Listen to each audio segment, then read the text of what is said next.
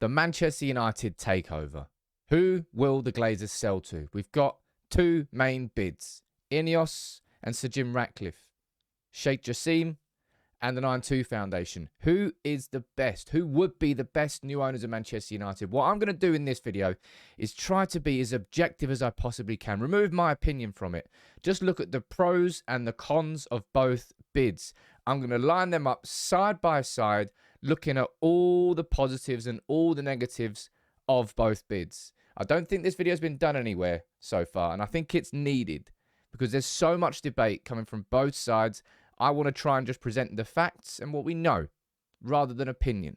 So if you do enjoy it, please let me know what you think in the comments below. Please drop a like on the video. But there's a lot of information to run through in this video, all right? So I apologize if it's a slightly longer or different video to usual. But what I want to do is start with Jim Ratcliffe and the INEOS bid. I'm going to look at the pros of any takeover that would happen if Jim Ratcliffe and INEOS won, and the negatives. And I'm going to do the exact same, as I said, to Sheikh Jassim and the 9-2 Foundation. Now, let's start. In terms of Jim Ratcliffe, in terms of INEOS and this bid, right?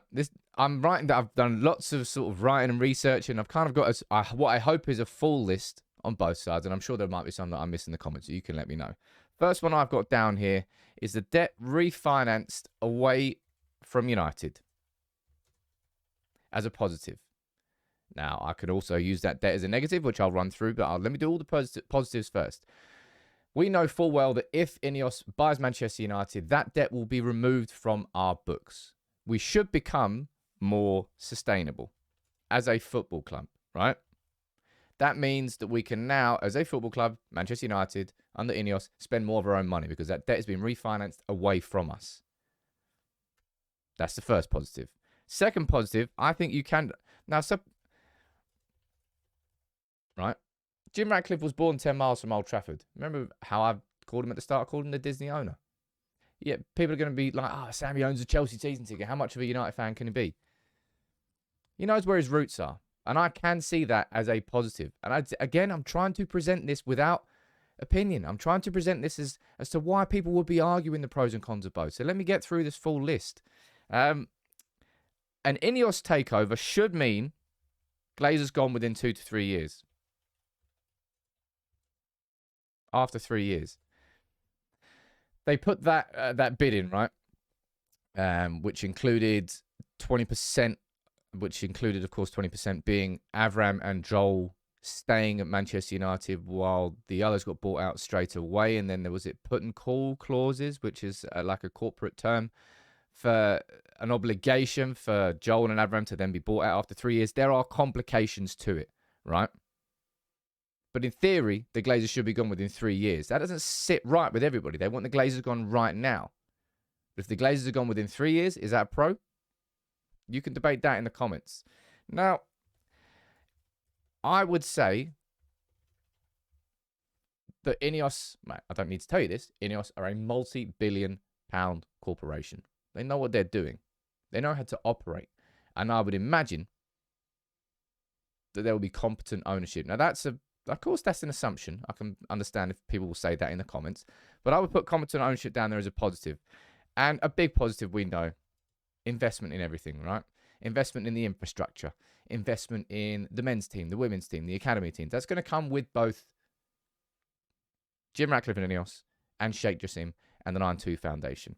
Now, reiterating what I said there about competent ownership, I would say low chance of a Bowley repeat, because we've seen with Chelsea and Todd Bowley what happens when someone rich comes in who thinks he knows it all, and how money doesn't solve everything.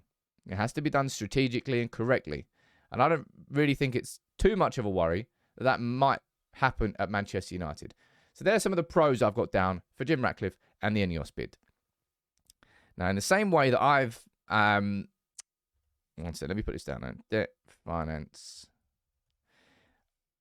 indirect association, right? Let me explain that.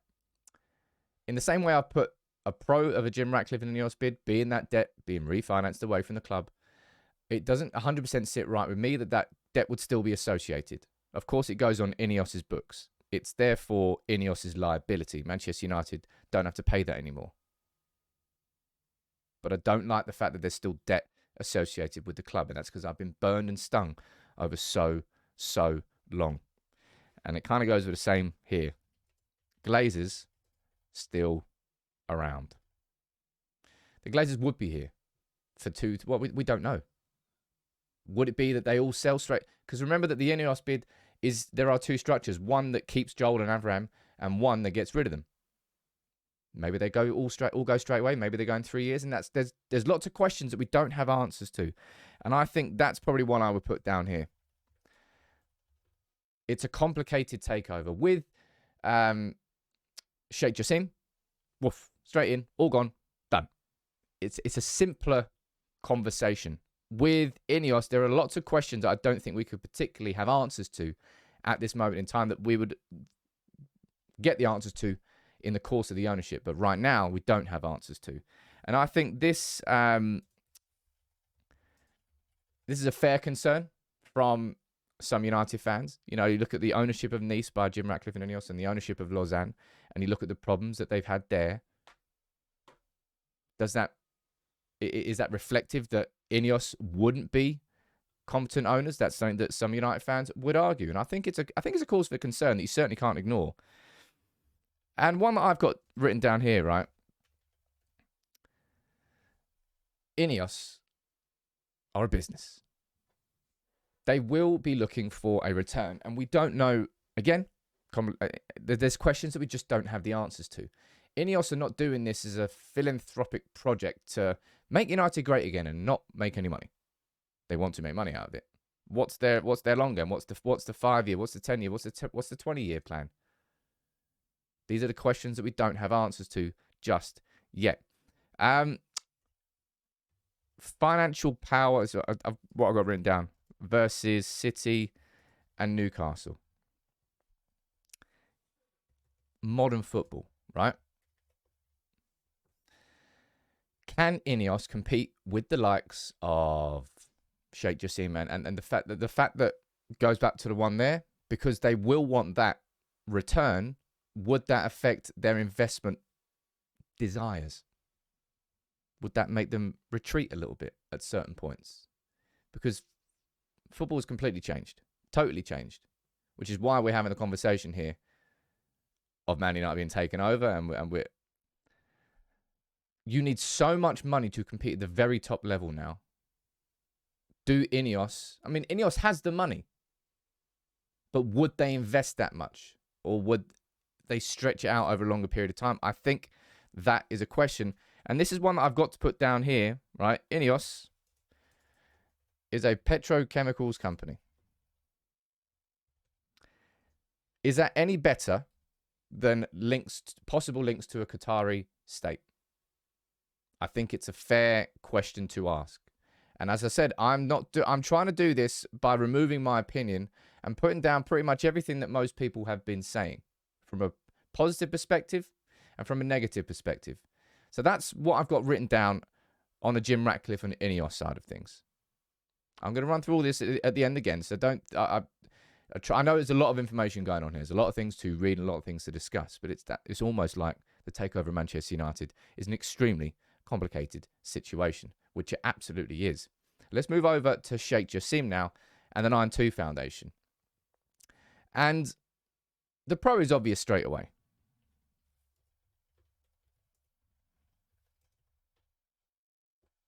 The Glazers are gone.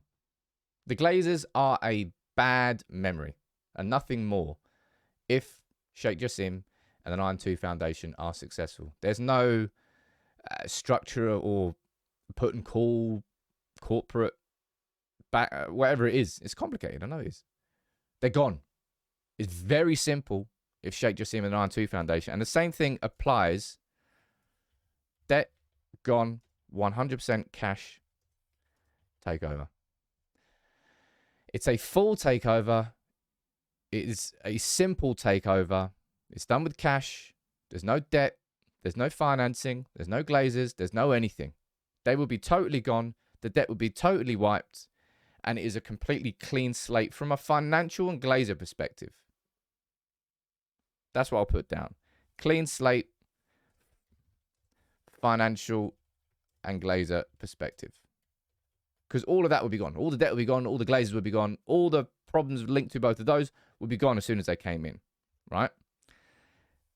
In terms of the pledges of investment, they've already laid a plan out. They've already promised to invest in infrastructure. They've promised to invest in the men's team, the women's team, the academy team, or everything. There would be a huge community regeneration project. And that's where you can look across to City and what Abu Dhabi have done.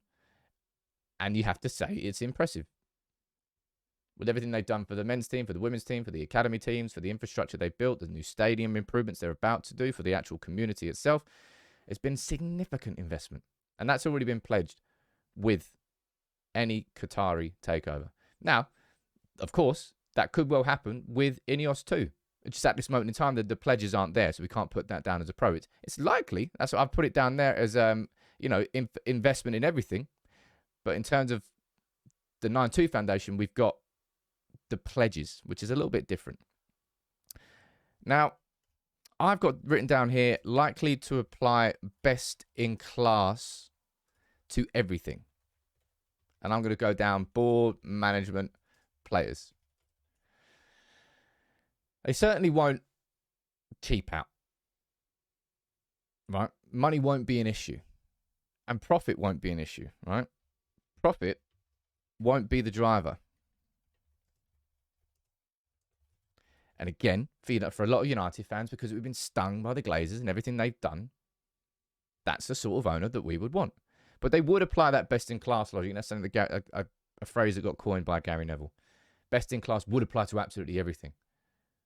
As much as I'm putting down a pro of an INEOS takeover as a competent ownership, because they are a business and a multi-billion-pound business, and they know how to invest into things and they know how to run things. I think the same sort of confidence could be applied to a potential Qatari takeover, because they wouldn't cheap out on anything. That's what I've got written down there. So they're the pros of any possible Sheikh Jassim takeover. Let's look at some negatives. And you can't ignore the negative there of Qatari state links. Now, I know full well, one second here, let me just quickly stop this from coming up because this is getting on my nerves. Notifications paused. Right, back to the video.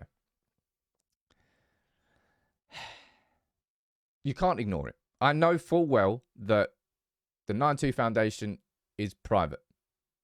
I know full well that it's been structured in such a way there. But this here ties directly into this. Fears of what will happen to a fan culture connection. Because you look at what happened with modern football, with City, and with PSG. And this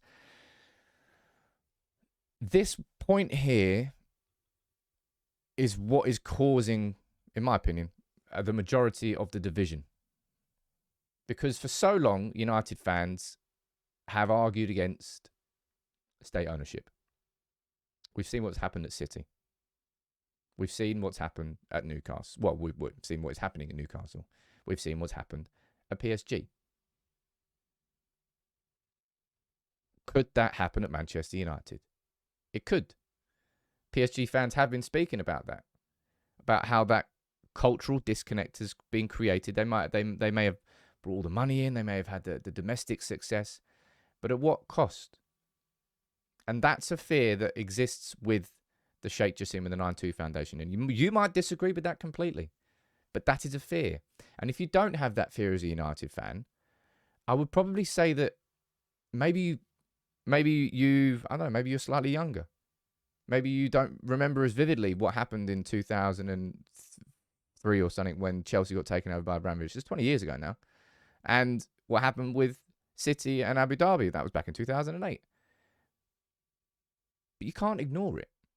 And to just completely dismiss it and say, sod that oil money Qatari in, I think you can't. And that's what's sort of torn everybody away, because I think for all of us, I can't speak for all of us, right? For me, That's what's torn me between a Sheikh Jassim bid and a Jim Ratcliffe bid. Because on the one hand, I want nothing more, in both hands, I want nothing more than to get rid of the Glazers. And after 18 years of them mismanaging our football club and tearing us into the ground, you have to look. It's like choosing which version of the devil you want to get in bed with. On the one hand, you've got a billionaire who runs a petrochemicals company. And on the other hand, you've got a billionaire who could have links to a Qatari state. So there is no Disney owner. There is no Disney billionaire. But for a lot of, and this is so. People keep asking me, who do you want, Sam? Who do you want, Sam? Who do you want, Sam? And I can't, honestly, it feels like I still can't answer the question, because I've just run through it all here. I've run through all the pros of Jim Ratcliffe and an INEOS bid, all the cons of a Jim Ratcliffe and an INEOS bid. And I've done the exact same there with Sheikh Jassim and with the 9-2 Foundation. And there isn't a perfect answer. There isn't a perfect solution. Part of me, deep down, just feels that because of what's happened here, right? With modern football, City, PSG, Newcastle, and I used that phrase before, and I've got slated for it, and I think it's kind of fair enough. If you can't beat them, join them. Is not what I'm suggesting. But it's very hard to look past that. And if ultimately the ambition of the majority of United fan, or the ambition of yourself, is for Manchester United to win the Premier League, to be competing at the very top, which is what we all want, then it is kind of hard to look past a Qatari takeover to be able to fund that. Because of what's happened for 18 years. Because of how much we need in our club. And if you do go to the Jim Ratcliffe one, and remember, as I said, look, if I'll tell you what, I didn't actually put this one down here, because if you're talking about investment in infrastructure and the debt finance, what about the infrastructure finance, right? Because of how much, just how much would it be? Is that infrastructure? It's infrastructure. My point here with doing this video, we're trying to remove sentiment and remove emotion from it and remove any allegiance to either side, is there's pros and there's cons of a Sheikh Jassim bid. There's pros and there's cons of a Jim Ratcliffe bid. I don't think there is a perfect bid. I think either raises questions. And I want you to let me know what you think in the comments below, because I hope this video has sort of laid it all out. That's what this video was for, was to try and really just take the full list of everything that everyone's arguing about, everyone's debating, and to put it into sort of visible lists. And maybe there's more that I've missed from the pros and cons of both. And if I have, that's what the comments are for. So please, can you let me know what you think? Speak about it with other United fans, because this is ongoing. And I'll tell you what I want to do this week. I'm aiming to speak to a Nice fan. I'm aiming to speak to a PSG fan.